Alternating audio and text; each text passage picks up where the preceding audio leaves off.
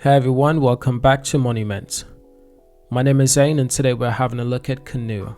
Canoo's electric microbus will start under $35,000 when it comes to the market next year.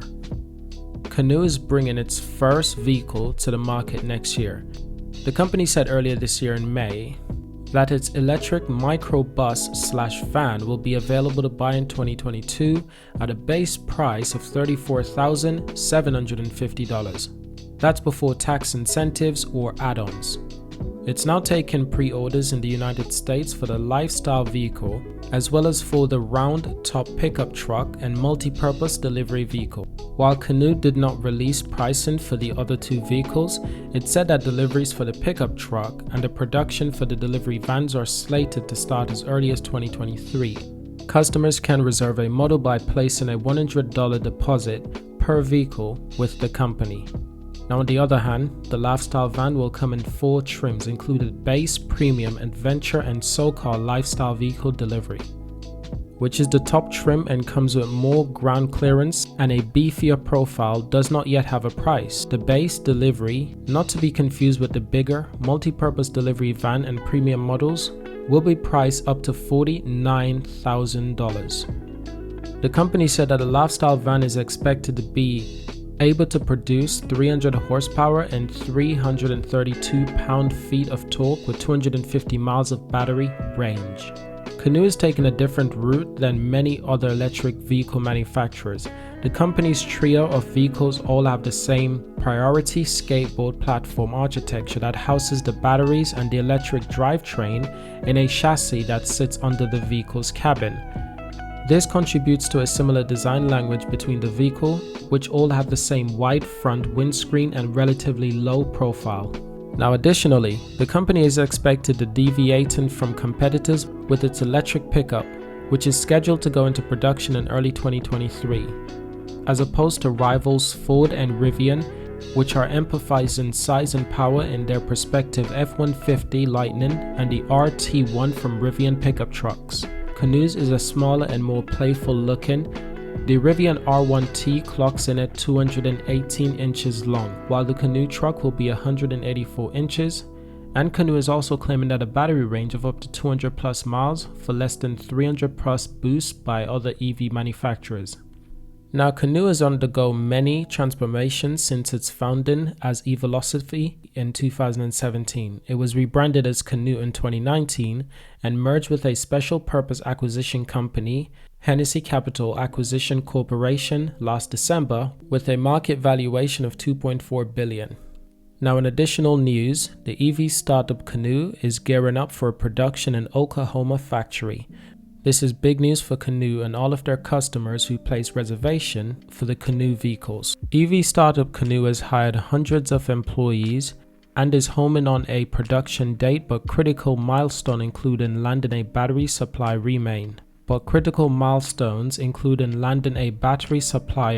according to the company's second quarter earning report. Canoo's earning report came just a few weeks after the company's first investor relation day, when it's named Dutch company VDL Nedcar as its contract manufacturing partner for its lifestyle vehicles. At the time, Canoo estimated that the Nedcar facility would build up to 1,000 units in 2022 for US and European markets, with a target of 15,000 units in 2023. During Monday's earnings call, CEO Tony Aquila said that the company is now expecting 25,000 units in 2023. Canoo also provides updates on its plan to build a US-based factory, which it's described as a mega factory for its pickup truck and multi-purpose delivery van. In June, the EV startup announced plans to build its first factory in Oklahoma. The state has committed $300 million in a non-dilutive financial incentives to support the facility and phase 2 of manufacturing. The two-pronged strategy is important for a few reasons. Aquila said during Monday's earnings call, as a new OEM, working with Nedcar will allow us to redefine our manufacturing processes, which will be deployed in our Oklahoma manufacturing plant. It also allows us to geographically diversify our manufacturing operations and position us to increase our commitment and production and volumes to adapt to changing market demands and build flexibility in distributions. Aquila also said that about a third of Oklahoma's investments will be available within the first 36 months. These funds will help the company progress as it moves into a gamma phase, which means Canoo is getting ready to launch. Year over year, Canoo upped its workforce from 230 to 656 total employees, 70% of which are hardware and software engineers, and the startup operating expenses has increased from $19.8 million to $104.3 million year over year, with the majority of that increase funding from R&D. And the ramping up of expensive pre-revenue is a signal that Canoo is pushing forward on its production goals, but there's still work to be done before construction begins on its Oklahoma factories. Aquila said that Canoo is the final process of selecting a construction manager, an architect, and an engineering firm, and will likely have more updates on the construction process by next quarter. The company is still working on making a final decision for a battery partner in this quarter, a move that is becoming increasingly important as more legacy OEMs work to control their supply chain with battery joint ventures.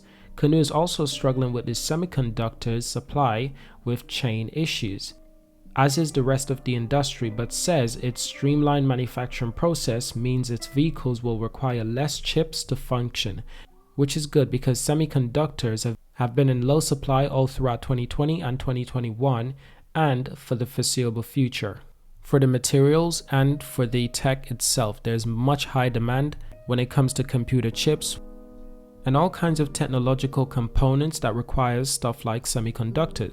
The high demand of graphics card due to Bitcoin mining and crypto mining in general, that's just going to keep on rising and it's just going to keep on skyrocketing.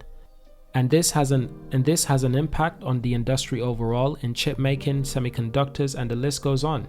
So it will certainly be interesting to see how the world deals with this and this low supply of technological components. Thank you for watching today. I will keep you up to date with news revolving around Canoo. Hope you've enjoyed this video. Subscribe, share it with a friend, and of course I will see you in my next video.